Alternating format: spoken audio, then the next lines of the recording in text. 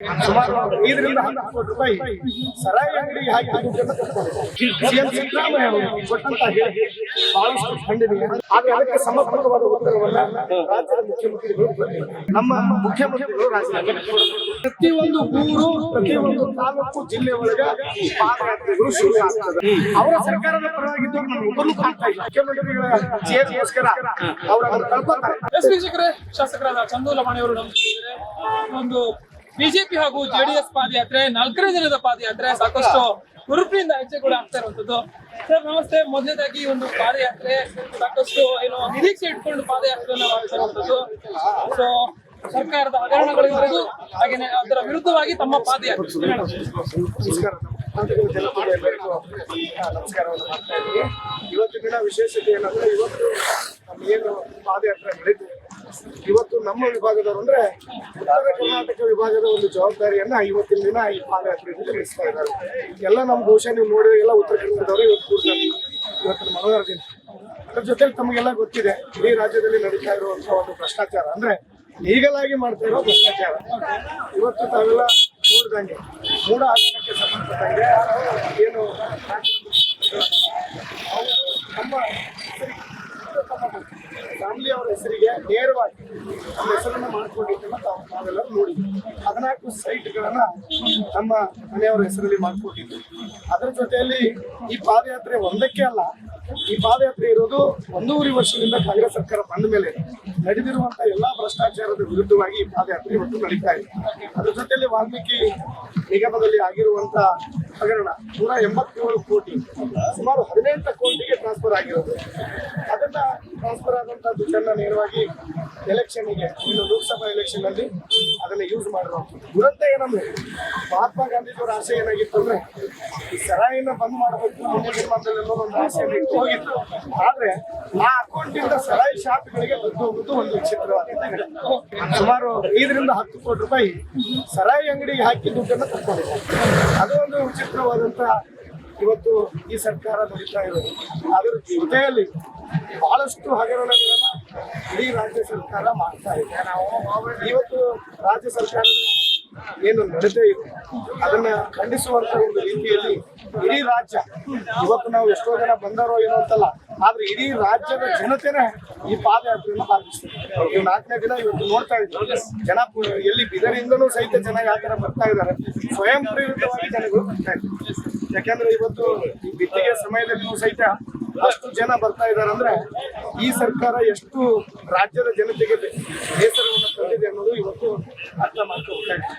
ಈ ಪಾದಯಾತ್ರೆಯ ಉದ್ದೇಶ ಏನಂದ್ರೆ ಏನು ನಮ್ಮ ರಾಜ್ಯದ ಮುಖ್ಯಮಂತ್ರಿಗಳಾದಾರ ಅವರು ರಾಜೀನಾಮೆ ಕೊಟ್ಟು, ಯಾಕಂದ್ರೆ ಇಂಥವ್ರು ನೇರವಾಗಿ ಭಾಗಿಯಾಗಿರೋದ್ರಿಂದ ಅವರು ಈ ರಾಜ್ಯದ ಒಂದು ಉನ್ನತ ಸ್ಥಾನದಲ್ಲಿ ಇದ್ದವರು ಅವರೇ ಅದರಲ್ಲಿ ಇನ್ವಾಲ್ವ್ಮೆಂಟ್ ಆಗಿದ್ದಾರೆ.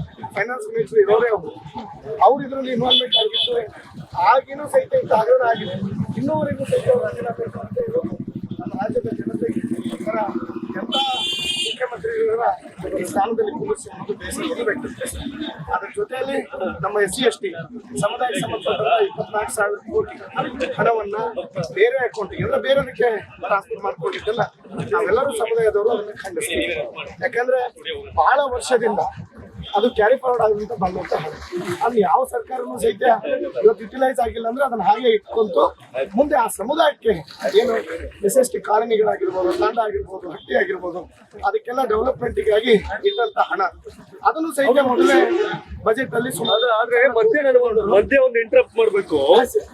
ಬಹುತೇಕ ಅಹಿಂದ ಅನ್ನೋ ಸರ್ಕಾರ ಕಾಂಗ್ರೆಸ್ ಸರ್ಕಾರ ಬಟ್ SC/STಗಳ ಹಣವನ್ನ ಬೇರೆ ಇದಕ್ಕೆ ಬಳಸ್ಕೊಂಡಂತ ರೀತಿ ಬಗ್ಗೆ ಒಪ್ಪಿದ್ದೀನಿ. ರಾಜ್ಯದ ಅಹಿಂದ ನಾಯಕರ ಈ ತರ ಈಗ ಅನ್ನಿಸ್ತಾ ಇದೆ ಬಹುಶಃ ಸ್ವಯಂ ಪ್ರೇರಿತ ಘೋಷಣೆ ಮಾಡಿದಂತ ನಾಯಕರು ಲೆಕ್ಕ ಬರ್ತಾರೆ. ಯಾಕಂದ್ರೆ ಅಹಿಂದ ಅಂತ ಜನಾಂಗಕ್ಕೆ ಅದಕ್ಕೆ ಮೀಸಲಿಟ್ಟಂತ ಹಣವನ್ನ ದುರುಪಯೋಗ ಮಾಡಿಕೊಂಡಂಥದ್ದು ಸುಮಾರು 24,000 ಕೋಟಿ ಹಣವನ್ನ ದುರುಪಯೋಗ ಮಾಡಿಕೊಂಡಿದ್ದಾರೆ. ನಮಗೆಲ್ಲರಿಗೂ ಗೊತ್ತಿದೆ ನಮ್ಮ ಪರಿಶಿಷ್ಟ ಜಾತಿ ಪರಿಶಿಷ್ಟರ ಪಂಗಡಗಳು ಜನರು ಯಾರು ಬಸ್ ಅನ್ನ ಹಚ್ತಾರ ತಾವೇ ನೋಡಿ. ಬಾಳ ಅಂದ್ರೆ ವಾರಕ್ಕೆ ಒಂದ್ಸಲ ಆಗುದಿಲ್ಲ ಅಂತ ಒಂದು ಕಂಡೀಷನ್ ಅಲ್ಲಿ ಸಿಎಂ ಸಿದ್ದರಾಮಯ್ಯ ಅವರು ಕೊಟ್ಟಂತ ಹೇಳಿಕೆ ಬಹಳಷ್ಟು ಖಂಡನೀಯ. ನಮ್ಮ ಬೇಡಿಕೆ ಏನ್ ಗೊತ್ತಾ ಚಂದ್ರಮಣಿ ಅವರೇ, ನೀವು ಸ್ಪಷ್ಟವಾಗಿ ಹೇಳ್ತೀರಿ, ನೀವು ಆ ಸಮುದಾಯದಲ್ಲಿ ಆಯ್ಕೆ ಆದಂತವ್ರು ರೆಪ್ರೆಸೆಂಟ್ ಬಟ್ ಆ ಯೋಜನೆ ಮೀಸಲಿಟ್ಟ ಮೇಲೆ ಹೊಸ ಯೋಜನೆ ಬಂದಾಗ ಅದು ಡೈವರ್ಟ್ ಮಾಡಿದಾಗ ಅನ್ಯಾಯ ಆಗಿದ್ದು ದೊಡ್ಡ ಅನ್ಯಾಯ ಸಮುದಾಯಕ್ಕೆ ಅನ್ಯಾಯ ಆಗಿದೆ. ಇವತ್ತು ನಮ್ಮ SC/ST ಸಮುದಾಯಕ್ಕೆ ಅದು ದೊಡ್ಡ ಅನ್ಯಾಯ ಅನ್ನೋದಕ್ಕಿಂತ ಏನು ಇವತ್ತು ಇಷ್ಟು ವರ್ಷದಿಂದ ರಾಜಕಾರಣ ನಡೀತಾ ಇರೋದ್ರಲ್ಲಿ ಎಲ್ಲ ಮೀಸಲು ಹಣನೇ ದುರುಪಯೋಗ ಪಡ್ಕೊಂಡಿದ್ರು. ಯಾರು ಸಹಿತ ಅದನ್ನು ಮುಟ್ಟಿರ್ಲಿಲ್ಲ. ಈ ಸರ್ಕಾರ ಬಂದಾಗ ನಮಗೆ ಗೊತ್ತಿತ್ತು SC/ST ಮೀಸಲಾತಿ ಅಂತ ಬಜೆಟ್ ಅಲ್ಲಿ ಇಟ್ಟಿದ್ದು ಎಷ್ಟಂದ್ರೆ 3,400 ಕೋಟಿ. ಅಂದ್ರೆ ಅದನ್ನು ಕೂಡಿಸಿ 34,000 ಕೋಟಿ ಹತ್ತಿರ ಆಗಿತ್ತು. ಆದ್ರೆ ಇವತ್ತು ಅದೆಲ್ಲವೂ ಸಹಿತ 25,000 ಕೋಟಿ ದುಡ್ಡು ಹೊಡೆದು ಉಳಿದಿರುವಂತದ್ದು ಸಹಿತ ಅದನ್ನು ಈಗ ಮುಂದೆ ಬರುವಂತ ಬಜೆಟ್ ಅಲ್ಲಿ ಸೆಕ್ಷನ್ ಅಲ್ಲಿ ನೀವು MLA ಆಗಿ ಪ್ರಾಮಾಣಿಕವಾಗಿ ಚರ್ಚೆ ಮಾಡ್ಲಿಕ್ಕೆ ಅವಕಾಶ ಆಗಿದೆಯಾ? ಸೆಷನ್ ಮಾತಾಡಕ್ ಆಗಿದೆಯಾ? ಸಾಧ್ಯ ಆಗಿದೆಯಾ? SC/ST ಸಮರ್ಪಕವಾದ ಹಣವನ್ನು ದುರುಪಯೋಗ ತಗೊಂಡಿದ್ರು ಅಂತ ಹೇಳಿ ಚರ್ಚೆಯನ್ನ ಮಾಡಿದ್ವಿ. ಆದ್ರೆ ಅದಕ್ಕೆ ಸಮರ್ಪಕವಾದ ಉತ್ತರವನ್ನ ರಾಜ್ಯದ ಮುಖ್ಯಮಂತ್ರಿಗಳು ಕೊಟ್ಟಿಲ್ಲ. ದಲಿತ ಅನ್ನೋ ಪದವನ್ನ ಬಳಸಾಗ ರೊಚ್ಚಿಗೆ ಮಾತಾಡಿದ್ರು. ಬಟ್ ನಿಮ್ಮವ್ರು ಯಾರು ಕೂಡ ಪ್ರತಿಯಾಗಿ ಸ್ವಾಮಿ ದಲಿತ ಅನ್ನೋ ಪದ ಬಳಸಾಗ ರೊಚ್ಚಿಗೆತ್ತಿದ್ದೀರಿ, ಹಣ ಬಳಸ್ಕೊಂಡಾಗ ನಿಮ್ಗೆ ಏನಾಗಿತ್ತು ಯಾಕೆ ಪ್ರಶ್ನೆ ಮಾಡಿಲ್ಲ? ಅದನ್ನ ಅವ್ರು ಮಾತಾಡುವಾಗ ದಲಿತರು ಅಂತ ಅಂದ ತಕ್ಷಣ ನಾವು ಇಮಿಡಿಯೇಟ್ ಆಗಿ ಅದಕ್ಕೆ ರಿಯಾಕ್ಟ್ ಮಾಡಿದ್ವಿ ಒಳಗೆ. ಏನಂತ ಹೇಳಿದ್ರೆ ಈ ದಲಿತರು ಅಂದಾಗ 24,000 ಕೋಟಿ ಹೋದಾಗ ತಾವೆಲ್ಲ ಹೋಗಿದ್ರಿ ಅಂತ ಕೇಳಿದ್ವಿ. ಓಕೆ, ಫೈನಲ್ ಆಗಿ ಏನ್ ಹೇಳ್ತೀರಿ? ಪಾದಯಾತ್ರೆ ಫಲಶ್ರುತಿ ಸಿಗುತ್ತಾ? ಆಗತ್ತಾ? ಬರೀ ನಡ್ಕೊಂಡು ಹೋಗಿ ದರ್ಶನ?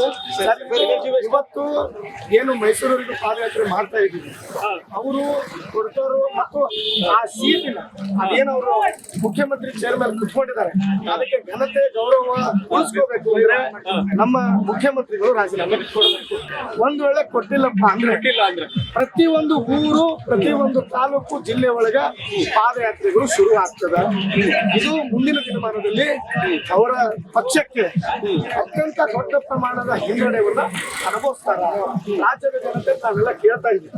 ಇವತ್ತು ಅವರೇ ಏನು ನಮ್ಮ ಮುಖ್ಯಮಂತ್ರಿಗಳ ಫೇಸ್ಬುಕ್ ಅನ್ನು ತೆಗೆದು ಟ್ವೀಟ್ ಮಾಡಿದ್ದನ್ನು ನೋಡಿದ್ವಿ. ಅದರಲ್ಲಿ ಅವರ ಸರ್ಕಾರದ ಪರವಾಗಿದ್ದವ್ರು ನನ್ನ ಒಬ್ಬರನ್ನು ಕಾಣ್ತಾ ಇಲ್ಲ. ನಾವು ಒಂದ್ಸಲ ಚೆಕ್ ಮಾಡಿ ಆ ಫೇಸ್ಬುಕ್ ಅಲ್ಲಿ ಏನಂತ ಇದಾರೆ ಅಂದ್ರೆ ಸರ್ಕಾರದ ವಿರುದ್ಧವಾದಂತಹ ಕಮೆಂಟ್ ಅನ್ನ ನಾವು ಅಂದ್ರೆ ಇದನ್ನ ಅರ್ಥ ಮಾಡ್ಕೋಬೇಕು. ಆಲ್ರೆಡಿ ರಾಜ್ಯದ ಜನತೆ ಅವ್ರನ್ನ ತಿರಸ್ಕಾರದ ರೀತಿಯಲ್ಲಿ ಇದು ದುರಂತ ಏನಂದ್ರೆ 1.5 ವರ್ಷದಲ್ಲಿ ಅಂತ ಒಂದು ಪರಿಸ್ಥಿತಿನ ಕಾಂಗ್ರೆಸ್ ಸರ್ಕಾರ ತಂದಿದೆ. ಹಾಗಾಗಿ ಆ ಘನತೆ ಗೌರವ ಇದ್ರೆ ಏನು ನಮ್ಮ ರಾಜ್ಯದ ಮುಖ್ಯಮಂತ್ರಿಗಳಾದಾರ ಅವ್ರು ರಾಜೀನಾಮೆ ಕೊಡಬೇಕು, ಆ ಗೌರವವನ್ನ ಉಳಿಸ್ಕೋಬೇಕಂತ ಹೇಳಿ ಅವರಲ್ಲಿ ಕೇಳ್ತಾರೆ. ಓಕೆ, ಘನತೆ ಗೌರವ ನೈತಿಕತೆ ಅನ್ನೋದು ರಾಜಕೀಯದಲ್ಲಿ ಯಾವತ್ತೋ ಮಣ್ಪಾಲಾಗಿದೆ ಅನ್ನೋ ಸನ್ನಿವೇಶದಲ್ಲಿ ನೀವೊಬ್ಬರು ಶಾಸಕರಾಗಿ ಇನ್ನೂ ಕೂಡ ಘನತೆ ಗೌರವ ನೈತಿಕತೆ ರಾಜಕೀಯದಲ್ಲಿ ಇದೆ ಅಂತ ಅನ್ಕೋತೀರಾ ಸರ್? ಡೆಫಿನೆಟ್ಲಿ ಇವತ್ತು ನಾವು ಸಹಿತ ವೈದ್ಯರಾಗಿ ಬಂದಿದ್ದು ಇವತ್ತು ರಾಜಕಾರಣದಲ್ಲಿ ಕೆಲವೊಂದು ಹುದ್ದೆಗಳಿಗೆ ಗೌರವ ಕೊಡಬೇಕು. ಆ ಗೌರವವನ್ನು ಉಳಿಸ್ಕೊಳ್ಳುವಂತ ನಿಟ್ಟಿನೊಳಗೆ ಇವತ್ತು ನಾವು ಯಾಕೆ ಸಿದ್ದರಾಮಯ್ಯ ಅವ್ರಿಗೆ CM ಅವ್ರಿಗೆ ಕೇಳ್ಕೊತಾ ಇದೀವಿ ಅಂದ್ರೆ ಬಹಳ ವರ್ಷದಿಂದ ಅದನ್ನ ಅವ್ರು ಕಾಯ್ಕೊಂಡು ಬಂದವರು. ಆದ್ರೆ ಇವತ್ತು ಆ ಸೀಟಿಗೋಸ್ಕರ ನಮ್ಮ ಮುಖ್ಯಮಂತ್ರಿಗಳ ಚೇರ್ಗೋಸ್ಕರ ಅವ್ರು ಅದನ್ನ ಕಳ್ಕೊತಾರೆ. ಕೊನೆಯ ದಿನದಲ್ಲಿ ಅವ್ರು ಕಳ್ಕೊಳ್ಳುವಂತ ಪರಿಸ್ಥಿತಿ ಬರಬಾರದು ಅನ್ನೋದು ರಾಜ್ಯದ ಜನತೆ ಅಭಿಪ್ರಾಯ. ನಮ್ಮ ಜೋಯಲ್ ಇಂಟ್ರಾಕ್ಟ್ ಮಾಡಿದ್ರು. ನಾನು ಚಂದು ಲವಾಣಿ ಅವ್ರ ಜೊತೆ ಮಾತಾಡೋ ಆಸಕ್ತಿ ಜಾಸ್ತಿ, ಹಾಗಾಗಿ ಓಡ್ಬಂದು. ಯಾಕೆಂದ್ರೆ ಈ ಮೈಸೂರು ಶ್ರಮ ಪಾದಯಾತ್ರೆಯಲ್ಲಿ ಮೇನ್ ಅಜೆಂಡಾ ಒಂದು ಮೂಢ ಹಗರಣ ಹೊರತುಪಡಿಸಿದ್ರೆ ವಾಲ್ಮೀಕಿ ನಿಗಮದ ಹಗರಣದಲ್ಲಿ ದುಡ್ಡನ್ನ ಲೂಟಿ ಮಾಡಿದ್ದು, ನಾಟ್ ಭ್ರಷ್ಟಾಚಾರ, ನಾಟ್ ಪರ್ಸೆಂಟೇಜ್ ಲೂಟಿ. ಬಿಕಾಸ್ ಆಫ್ 187 CR ಅಲ್ಲಿ ಒಂದಷ್ಟು CR ಗಳ ಅಕೌಂಟ್ಗೆ ನೇರವಾಗಿ ಹಾಕೊಂಡಂತ ಸನ್ನಿವೇಶ, ಅದು ಓಪನ್ ಸೀಕ್ರೆಟ್. ಈಗಾಗಲೇ ಮಾಜಿ ಸಚಿವ ನಾಗೇಂದ್ರ ಜೈಲಲ್ಲಿದ್ದಾರೆ. ಅಂಡ್ SC/ST ಅಭಿವೃದ್ಧಿಗೆ ಮೀಸಲಿಟ್ಟಂತ ಹಣವನ್ನ ಬೇರೆ ಗ್ಯಾರಂಟಿಗಳಿಗೆ ಬಳಸ್ಕೊಂಡಂತ ರೀತಿ ನೀತಿ ಇವೆಲ್ಲವೂ ಕೂಡ ಚರ್ಚೆಗೆ ಸೂಕ್ತ ವ್ಯಕ್ತಿ. ಬಿಕಾಸ್ ಆಫ್ ಆ ಕ್ಷೇತ್ರದಲ್ಲಿ ಡಾಕ್ಟರ್ ಚಂದು ಲವಾಣಿ ಆಯ್ಕೆ ಆಗಿದ್ದಾರೆ. ಹಾಗಾಗಿ ಸೂಕ್ತ ವ್ಯಕ್ತಿ. ಮತ್ತೆ ಇನ್ನೊಂದು ವಿಷಯ ಅಂದ್ರೆ ಹೇಳ್ತಿದ್ದಾರೆ, ಸಿದ್ದರಾಮಯ್ಯ ಇವತ್ತಿನ ನೈತಿಕತೆಯನ್ನು ಉಳಿಸ್ಕೊಂಡಿದ್ದಾರೆ, ರಾಜಕೀಯದಲ್ಲಿ ಮಾನವ ಮರ್ಯಾದೆಗೆ ಬೆಲೆ ಇದೆ ಅಂತ. ಅದು ಬೇರೆಯವ್ರ ಬಗ್ಗೆ ಗೊತ್ತಿಲ್ಲ, ಬಟ್ ಸಿದ್ದರಾಮಯ್ಯ ಮಾತ್ರ ನೈತಿಕತೆ ಇದೆ ಅಂತ ಭಾವಿಸಿದ್ದೀನಿ ಅನ್ನೋದು ಇವ್ರ ಮಾತು. ನೀವೇನ್ ಹೇಳ್ತೀರಿ? ಚಂದು ಲವಾಣಿ ಅವರು ಹೇಳಿದ್ರು ನೈತಿಕತೆ ಸಿದ್ದರಾಮಯ್ಯವ್ರಿಗೆ ಇದೆ, ರಾಜೀನಾಮೆ ಕೊಡ್ತಾರೆ ಅಂತ. ನಿಮ್ಮ ಪ್ರಕಾರ ಮುಖ್ಯಮಂತ್ರಿ ಸಿದ್ದರಾಮಯ್ಯವ್ರಿಗೆ ಇವ್ರು ಹೇಳುವಂತೆ ನೈತಿಕತೆಗೆ ಒಳಪಟ್ಟು ಕಟ್ಟು ಬಿದ್ದು ರಾಜೀನಾಮೆ ಕೊಡ್ತಾರ? ಕಾಮೆಂಟ್ ಮಾಡಿ. ಧನ್ಯವಾದ. ಕರ್ನಾಟಕ ಟಿವಿ, ಕನ್ನಡಿಗರ ಧ್ವನಿ.